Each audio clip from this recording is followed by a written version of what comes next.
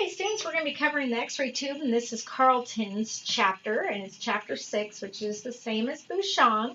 We're going to be covering all the components of the X-ray tube along with what each part does. So it's really important that you know this for your national exam. You have some objectives that you need to be able to define, so make sure you define them.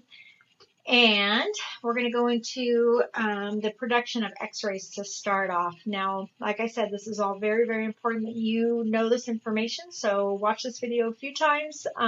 Read your chapters in Bouchon and Carlton. You will notice within the chapters that the numbers may vary a little bit. Don't let that throw you off. It's okay. I'm open to either or I'll tell you exactly what I want you to know, okay? So with the production of X-rays, you need a source of electrons. Now, those source of electrons come from your filament, right?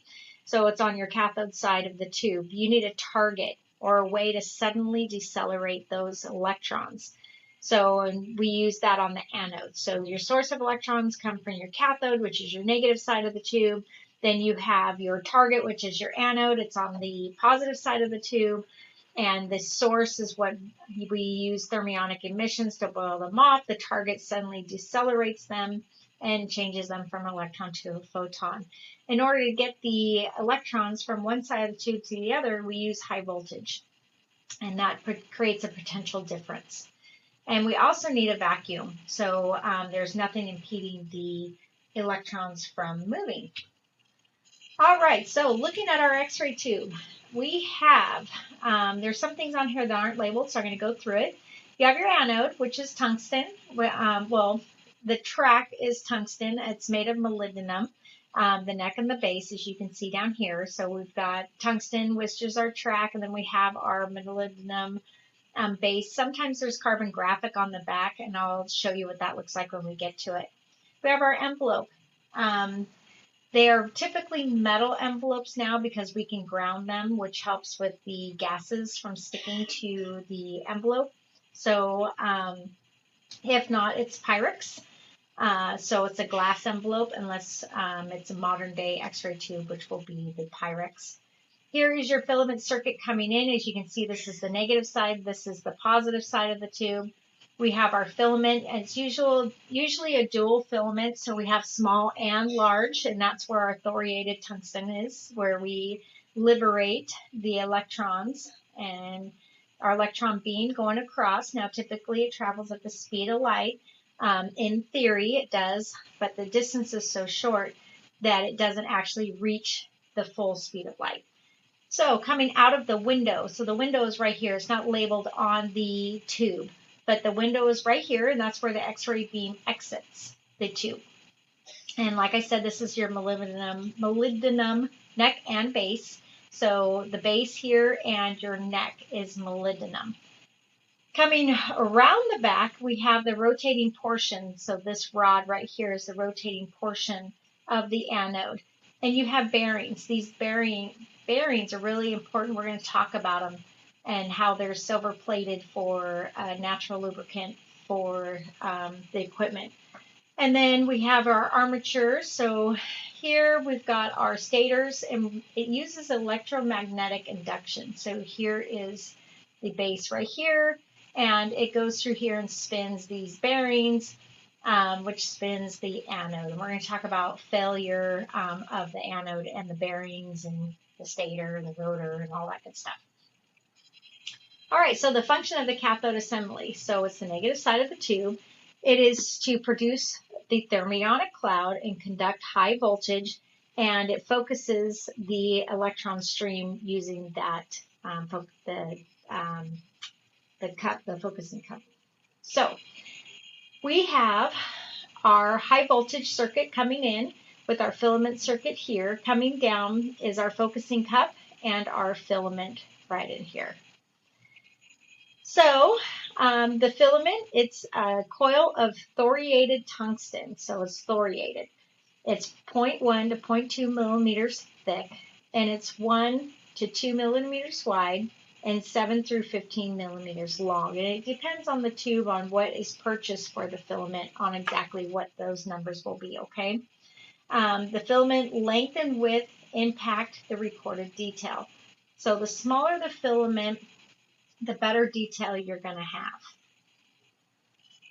So the filament material is tungsten due to its high melting point. The melting point of tungsten is 3,370 degrees Celsius.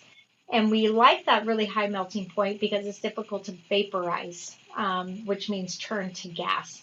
It still does have a little bit of vaporization with each exposure. So it is turning to a gas, which gives you a gassy tube. You can put a mirror around the tube and eventually cause arcing with the high voltage and ruin your tube. So it is a metal that is difficult to vaporize. That's why we like it. So rhenium and molybdenum. Now we use those with mammography. They're also good choices because they have high melting points. So rhenium, and we'll talk about rhenium within the focal track also. So its melting point is 3,170 degrees Celsius, and molybdenum is 2,620 degrees Celsius. So we like those metals also. All right, the dual focusing focus arrangement. There's the one thing that I want you guys to know is that there's one ground wire. So a common ground. So the common ground keeps it the wiring simpler. So here's our large focal spot, focal filament, I should say, and our small filament within the focusing cup, which is made of nickel, right? All right. Thermionic emissions. So you have your filament is heated, and what happens is there's a resistance to the flow of electrons, so heat is produced. Tungsten needs to be at about 2200 degrees Celsius, and it causes electrons to leave the filament wire and form the thermionic cloud. So the high voltage releases the exposure. So it drives electrons towards the anode target. And right where the target is where the photons are produced. Okay, so we heat the filament. It liberates the electrons. They produce a cloud using the focusing cup. And when we apply the high voltage, it drives them across to the anode. So, tube failure. We have several reasons why the tube fails. One of them is tube arcing. So the vaporized tungsten from the cathode and the anode collects. So the anode does vaporize also. So the tungsten within the cathode and the tungsten within the anode will vaporize. So it collects on the inside of the envelope. So not all electrons are driven to the anode or returned to the filament. So what happens is when you liberate those electrons from the filament, not all of them go back into the filament or are driven across to the anode. So a small percentage are vaporized, and we call that a gassy tube, and it puts that mirror appearance to the tube. And what it does over time is it's a metal. So it's going to add filtration to your tube. So if it's covering up your window, it's adding filtration. So you're going to slowly have to take your exposure and go higher and higher and higher with your exposure. So what happens is when you get a new tube, it finally fails, and you get a new tube, you're going to shoot the same exposures that you used before, and you're going to be way overexposing all your patients. And you're like, why am I overexposing my patients? It's because you had this tungsten over your window that was filtering out a lot of your beam. So now you don't have that. So you don't overexpose your patients when you get a new tube. Okay, so what happens is also when the high voltage is applied to the tube and you have this tungsten coating on the inside of your tube, it will arc. And instead of it going and pushing electrons across, it'll shoot over like lightning and break your tube. So your tube is dead once it does that. Once it arcs, it immediately destroys the tubes. So the metal envelopes can be grounded to help reduce this tungsten buildup, which is good. Another way a tube fails is from the filament breakage. So the filament becomes thin with vaporization. So as it's vaporizing, it gets thinner and thinner and thinner. So breakage is when 10% has vaporized. So rough handle of the tube can break a thin filament. So if you guys slam it into detent, when it's a thin filament, that can be the end of your tube. So be careful. When the rotor is activated, filament is heated and thermionic cloud to the size of MA is selected. This causes most of the vaporization of the filament. So what happens is you guys just hit the button halfway down. So the rotor's going. So when the rotor is going, what happens also is the filament is heated and it boils off the electrons. So it's up there boiling, boiling, boiling, boiling, and that will cause vaporization or early death of your tube. So do it in one sweeping motion. When you do an exposure, push the button all the way down. There's safety mechanisms in there to keep you from exposing before all the electrons are boiled off and the rotor is up to speed. So it won't expose until everything is at the speed it's supposed to be. So olden days, it wasn't that way. You had a rotor, wait for the anode to get up to speed before you expose. Now it has safety mechanisms. So as you just hold down the rotor button, you are vaporizing and wearing out your filament. So the filament life is 6 to 9 hours or 10,000 through 20,000 exposures. So make sure when you are making exposure, you push it all the way down in one sweeping motion instead of just letting it sit there vaporizing. All right, so focusing cup, it's composed of nickel. It has a low negative potential, which is applied to it. So it's negative to begin with, and we apply a low negative potential to it, which causes compression of the thermionic cloud. There's bias focusing cups. It maintains a more negative voltage than the filament, and it keeps everything in electron stream. So keeps all the kids in the playground, as I say.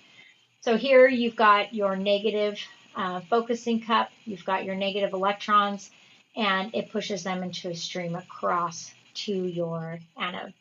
So as you can see here, without the focusing cup, the kids are running all over the place. If you have a gate, it's going to keep them more in an orderly fashion. So there you go.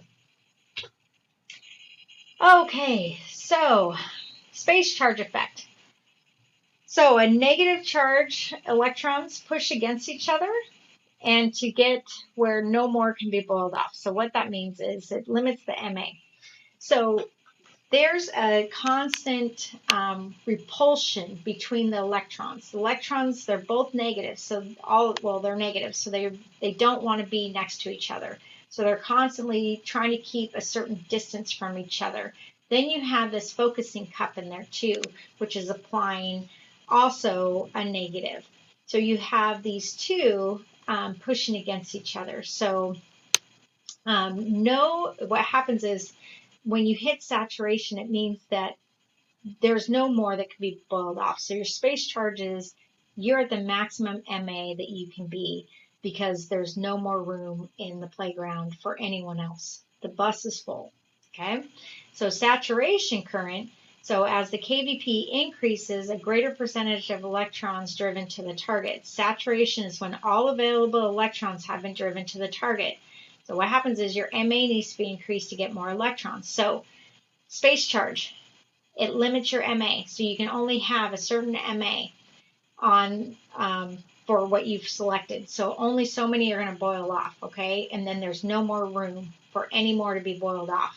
Saturation is when you have a high kVp and it pushes all of those across. So all available are driven to the target. In order to get more MA, you need to select a higher level. So if you're at 50, you need to go to 100 or whatever. So as kVp increases, greater percentage of electrons are driven to the target. So for that kVp, the max that you can get is here. In order to get more, you need to set more MA. So as you can see here, this is your tube current in MA, and here's your kVp. And you can see where it saturates. There is no more to go across. No more to go across. All right. So grid bias tubes. So precise control of thermionic cloud is the positive of it. It changes charge of the focusing cup from negative to positive. So it allows for regulate, pulse, and synchronize X-ray production. So it's real quick on off. It's also called grid pulse, grid bias, grid controlled, and we use this in pulse fluoroscopy. So anode assembly. This is the positive side of the tube. It has three functions. So it has a target surface, conducts high voltage, and serves as a primary thermal conductor. So the target surface. It's high voltage electrons to target for conversion to photons. So on the target surface itself is where the conversion of electrons to photons happens. It conducts high voltage, so high voltage from the cathode back to the X-ray generator circuit, and serves as a primary thermal conductor, so spins to dissipate heat. It also has molybdenum, which is a great heat conductor, and sometimes we put carbon graphite on the back to help dissipate heat. So here's the anode assembly. So as we can see, here's your envelope coming around. Here's your stator. It's on the outside of the envelope. Inside you have your bearings. So these are your bearings, and your rotor is right here, your cuff or your sleeve, they also call it. This is your anode assembly. It's molybdenum with a molybdenum stem. And then you have your focal track. Now the track goes all the way around, so this is kind of deceiving. And you have your high voltage circuit over here. All right, so the difference between a stationary and a rotating anode. So as you can see, we have a stationary right here, and this outside is copper. You have your tungsten target right here. So this is a focal spot. Spot is just one spot that it's hitting on the anode. When we come over here, we have your anode, which is made of molybdenum. And then you have your focal track. So right here is your focal track, and it's tungsten and rhenium. Now we use the tungsten due to the high melting at 3370 degrees Celsius, and then we add in the rhenium. The rhenium is really good to allow the tungsten to expand and contract without cracking. So that's really important because with the high heat, the really fast high heat, tungsten tends to crack and vaporize. So we add the rhenium, allowing it to expand and contract as needed. All right. So rotating anode, tungsten rhenium alloy. It has a high atomic number of 74 for our tungsten. The melting point, exposures between 1,000 and 2,000 degrees Celsius. It has a high melting point. And for the rhenium, and for the tungsten, exposures between 1,000 and 2,000 degrees Celsius are perfectly fine. So once we go and we reach the melting point of tungsten, and that usually happens if there's some kind of failure of the bearings where the anode is not rotating. So, and that is at 3370. So the tungsten rhenium is heat conducting, which is great. So rhenium provides that elasticity to expand and contract with the heat. So anode layering. So this is what I was talking about. So when we take a look here, we have the tungsten rhenium alloy on our focal tracks, and then we have molybdenum, which is our base of our anode, and then graphite. It's a carbon graphite. So this is what it looks like typically, and it's super light, and it helps with the heat loads. So the graphite backed anodes can double heat loads, and it doesn't increase the wear and tear on the bearings because it's really light. So if we use any other metal, they're pretty heavy and it wears out the bearings really fast. All right, so mammo equipment, we use molybdenum as our target material. It creates the needed lower energy photons that we need. So the atomic number is 42. And it gives us a more uniform low energy photon, which we need for mammography. And the window that we use to exit the envelope is beryllium. So normal X-ray windows absorb too many of the low energy photons. So what we normally use, aluminum, would absorb too many of those low energy photons that they need. Okay, so normal wear, this is called pitting. So you can see how it looks like it's pitted all over. So this is normal wear. This tube's pretty old.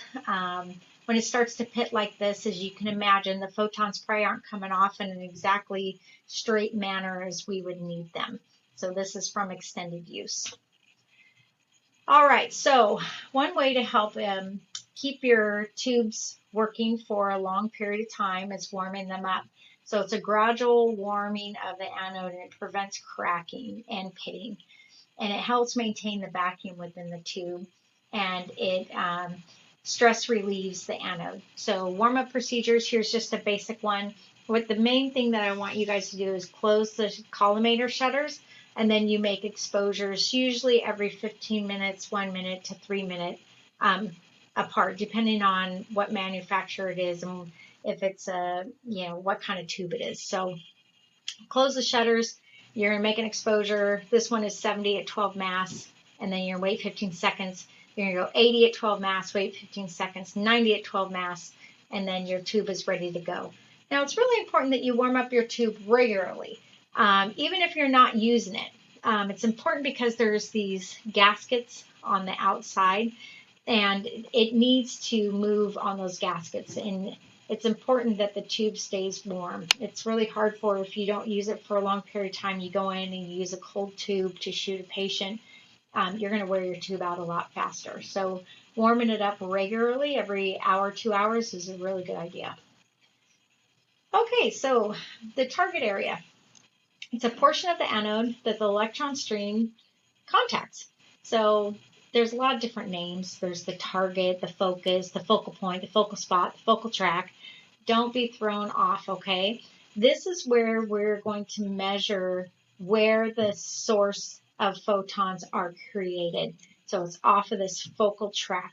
Everything we use is a focal track because the anode spins, so it's a track. It goes all the way around the anode. So it's our source. So it's source to object distance, or our source source to image distance. So it's our SID. So usually when we pull down the tape measures, it starts at 12 inches or whatever. And that is the distance from the bottom of your collimator box to the actual source of where the electrons are. All right, so anode heat loading. So we use a rotating anode, and it's revolutions per minute, which is RPM, and the diameter of the disc also determines the heat loading along with our target material. All right, so line focus principle. It's actual versus effective focal spot. So your actual focal spot is the physical area on the focal track that is impacted by photons. And your effective focal spot is the area on the focal track that is projected out of the tube towards the object. So the effective focal spot is controlled by the actual focal spot and is determined by the filament size. So if you're picking large or small, it's going to make a difference on your effective focal spot. Also, your target angle has a lot to do with your effective focal spot. So 12 degrees is most common, and 7 through 17 is the range. So if we look here, and we look at here, this is the anode angle. This is your actual focal spot, and here is your effective focal spot. This is your focal spot right there and right here. So here's your electron stream coming in, so bombarding the electron stream, and then your actual focal spot, and then coming down is your effective focal spot. And it's determined also by your effective focal spot is determined by the angle of your anode, along with your filament size. Line focus principle. As the actual focus spot increases, the effective focal spot size increases. So 2 sizes of filaments. So you have a small for detail, but you can't do high exposures with it. So it's got to be like a hand or a toe or, something, an ankle. It can't be anything like an abdomen. You have a large focal spot, which is great for high heat loads. So there's a thing called focal spot bloom. The focal spot increases in size with an increase in MA.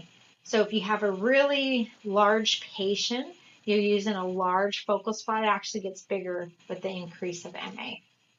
It's called focal spot bloom. Okay, so anode hill effect. This is a concept that you need to understand. So the line focus causes anode hill effect. So the intensity is more on the cathode end compared to the anode side of the tube. Now the reason is the anode absorbs photons, most or all of the energy. So if we look here, if we look at A and C, these may have enough energy to come out, okay? So it could absorb all or just some of the energy of the photon, okay? compared to looking at D, F. You can see they're only traveling a short distance, so they're not losing as much energy, okay, in the anode. So short distance for B, D, F, so higher intensity.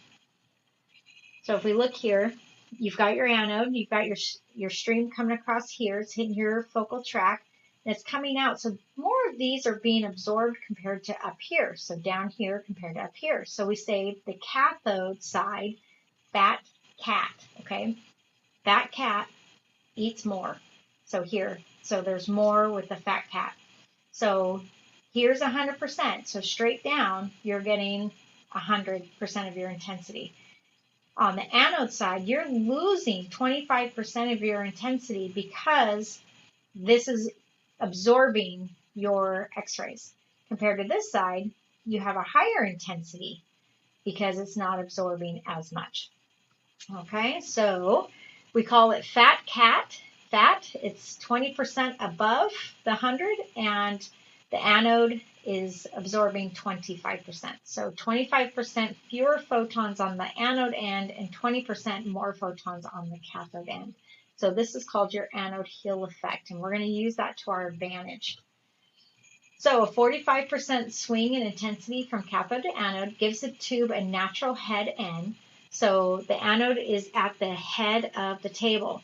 Think of a T-spine. So the thin part is up top and the thick part is at the bottom.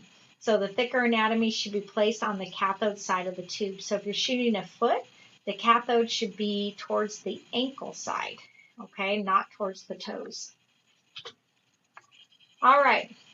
So the stator, it's located outside the envelope. So there's a bank of electromagnets. When you activate the rotor, you get magnetic induction. It starts to spin the anode, okay? So the stator is on the outside. So when the stator fails, the anode doesn't spin anymore. So the electrons bombard one spot. So you can see this is all pitted. So you can see the pitting, and you can see where we have melting of the anode. And this is a stator failure or bearings failure of some sort. So we call it the stator.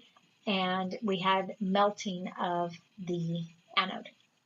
So the tube is no longer in use. Okay, the rotor is located inside the stator and inside the envelope. So the stator is on the outside of the envelope, but the rotor is on the inside of the stator. Remember, it's a cup, and it's inside the envelope. So it has a copper cylinder connected to the anode disc by the molybdenum stem. Turns when the stator is energized. The common is 32 to 36 RPMs. High speed is 10,000 to 12,000. Typically in X-ray, we have the common, which is 32 to 36 RPMs. If you go into cath lab or IR, you usually have a 10,000 to 12,000. And you're going to hear the difference between the two. You're going to get a really high-pitched sound with the 10,000, 12,000. All right, so what's making that sound is these ball bearings. They're silver-plated steel ball bearings. They melt a little bit when the magnetic induction happens with turning of the rotor, and they melt a little bit and provide a natural lubricant for those steel bearings with that silver. When the bearings failure, what happens is they start to warp a little bit. As you can imagine, them getting hot and cold constantly with the silver lubricating, this can cause failure. So they wobble sometimes, and what happens is when the X-ray beam hits, it's not hitting the focal track due to the wobbling of the bearings. So, and it decreases your tube efficiency, which is kind of a drag, and it will cause tube failure. You'll start to hear if you start to rotor your X-ray machine, and it's this really high-pitched scream-like sound, those are your bearings, and they're going to go bad. So you can start to hear it get louder and louder and louder, and you know that your X-ray tube is limited in its life expectancy. All right, so your envelope, easy to see inside when it's the Pyrex. If it's metal, you can't really see inside, so it's a great picture of the Pyrex. They're typically 10 inches long, 6 inches in central diameter, and 2-inch peripheral diameter. Metal is more common nowadays because we ground it so we don't have the tungsten sticking to the inside. It has a window where the photons exit the tube, and it has a vacuum to keep the electrons from interacting with any kind of gases within the air. There's a protective housing around the tube, so it controls leakage and scatter radiation. So when the X-rays come off the anode, it's emitted isotrophically, which means it goes in all directions, okay? So this lead housing is going to absorb a lot of those photons that are going off in every direction. It's made of cast steel, and it's got lead over the cathode side of the tube. And it has a window for the photons to exit. So photons from anywhere else is called leakage. So if it doesn't come off the anode track right here, and it comes off over here, over here, over here, wherever, and it's bouncing off wherever, and it's making it out through the window, then it's called leakage radiation. Okay, so it's leaking out when it shouldn't be there. All right, so this protective housing also isolates high voltage. It cushions the tube from rough handling, and it provides a means to cool the tube. So we use oil and fans to help cool the tube. All right, control of leakage radiation and scatter radiation. So leakage radiation limit, the maximum amount that's allowed to be outside the lead housing is 100 milliroentgens per hour at 1 meter. So you need to know that. High voltage isolation and tube cooling. So they use dielectric oil. So what that is it insulates and it protects from high voltage for the radiographer, which is actually really good. You don't want to be electrocuted. It promotes cooling, so it has a gasket on either end to allow expanding and contracting of heat and cooling. The gaskets can blow from vaporization, vaporized tube with the oil. So what happens is sometimes when the tube arcs and it can crack the glass or the oil, and the oil can drip onto the really hot anode and cause an explosion. These gaskets will blow out. Very dangerous situation. Thank God it's not common. I've never had an explosion. I've had it to where the oil has dripped on patients and it's really hot. So you obviously need to move that tube away from the patient and get the patient away from it. I've never seen an explosion. I've never heard about an explosion, but I have had oil drip from the housing. So sometimes circulated through a heat exchanger. Now we use that in CT. It's like an air conditioner that it's filtered through to help keep it cool. On our units in X-ray, we have a fan, and you guys can hear the fan in clinic. So we use it to cool the oil because the oil pulls the heat out of the X-ray tube, and then we use a fan to help cool the oil. All right, so off-focus radiation. Now this is a real problem, and there's no way to get around it, okay? So off-focus radiation is photons that do not originate from the focal track or spot. So scattered electrons or photons, the tube housing will absorb most of them. Remember the 100 milliroentgen at 1 meter? So they're going to absorb most of them, but some will exit the windows and cause ghosting. We call it ghosting. I'll show you what that looks like. Contributes up to 25 to 30% of the total primary beam. That doesn't sound good. So scattered photons from the patient is not capable of creating a diagnostic image of anatomical structures. So that's how you're going to know the difference from scatter and from what off-focus radiation is. It can change a histogram during post-processing in digital imaging as seen as primary beam, and metal tubes help absorb these. So what's happening is it's bouncing off everything inside the tube and then coming out not exactly where it's supposed to be. So the downfall of off-focus radiation is unsharp radiographs, reduction in image contrast, so it's more gray, and increases patient exposure. So this is what's happening here. So you have your electron stream coming across, it's hitting your focal track, and it's bouncing off everywhere. And it's not, so it's bouncing off the cathode, and it's coming out over here. Okay, so it's not originating from your focal track. Now, what you're going to see here, this is got some off focus within it, but here you can see the nose, the lips, a piece of the mandible right there. That was bone. So this all is off focus. So you can see your collimated beam and you can see your off focus radiation. So that's all bouncing around inside the tube. So the metal tubes help with this, and having your lead housing helps with that. But you still can't get away from your off focus radiation.